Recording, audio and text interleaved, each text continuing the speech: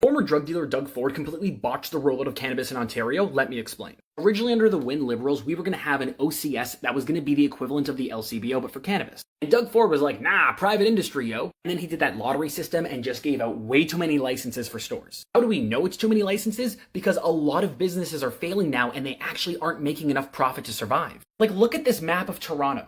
In cities with dispensaries, there are more dispensaries per capita than there are LCBOs, beer stores, and wine racks combined. This is the amount of cannabis stores per capita in my city. This is the amount of LCBO, beer stores, and wine stores in my city per capita. There are almost double the amount of cannabis stores per capita in my city. Meanwhile, cannabis is consumed at a lower rate than alcohol. Just between the two major intersections blocking in my suburb, there are 5 cannabis stores, 3 of which are within 200 meters of each other. And in order to prevent the private market from collapsing, the government has to lower their taxes, which should not be happening. Because while competition is good for lower prices, for something like this, having a regulated market is going to be more profitable both for the government and for consumers. The government is going to be lowering their taxes by 6 to 8%, resulting in a reduction of tax income by $60 million.